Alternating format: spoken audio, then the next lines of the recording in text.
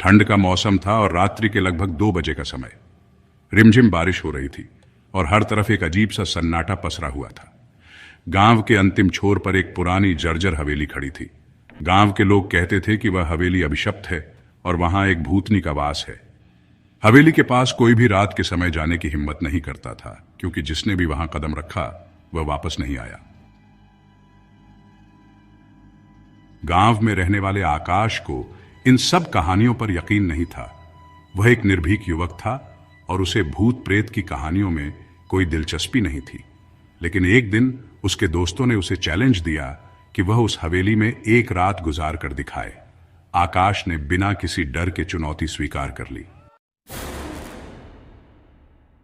उस रात जब गांव सो चुका था और हवेली सन्नाटे में डूबी हुई थी, आकाश अपने हाथ में एक टॉर्च और मोमबत्ती लेकर हवेली की ओर बढ़ा।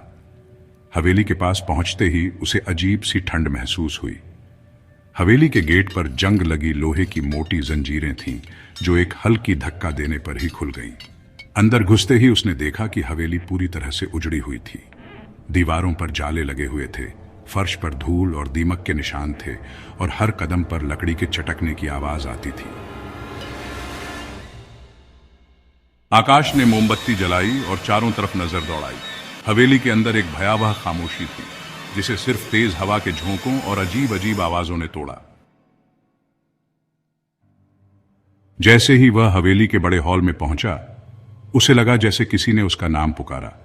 वह पलटा, लेकिन वहां कोई नहीं था। उसके दिल की धड़कन तेज हो गई।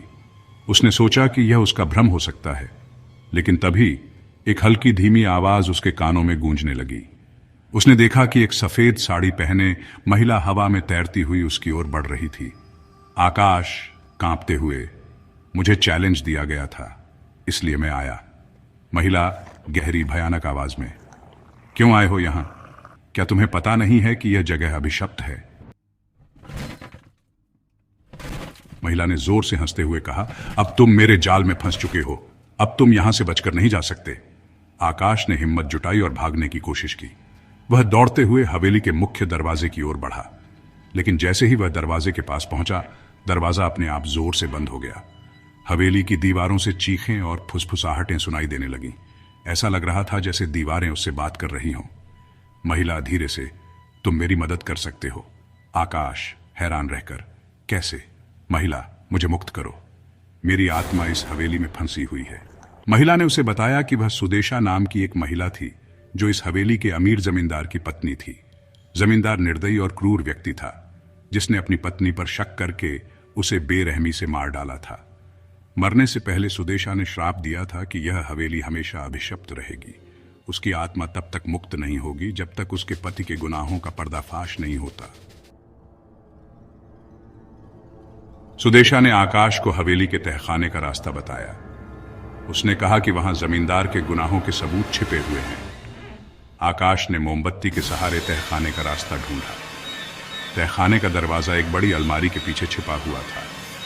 जैसे ही उसने दरवाजा खोला, उसे घुटन भरी बदबू महसूस हुई। तहखाने में एक पुराना ट्रंक पड़ा हुआ था।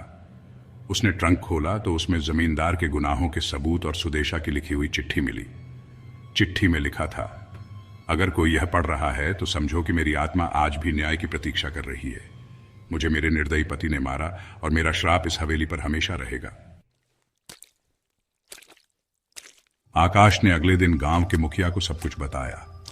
गांव के लोगों ने वह सबूत देखे और जमींदार के नाम पर लगे सभी सम्मान हटा दिए। हवेली को हमेशा के लिए बंद कर दिया गया। उस रात आकाश ने अपने कमरे में सुदेशा को देखा। वह शांत दिख रही थी। उसने कहा, तुमने मुझे मुक्त कर दिया, अब मैं शांति से जा सकती हूं, धन्यवाद। इसके बाद वह हवा में गायब हो गई।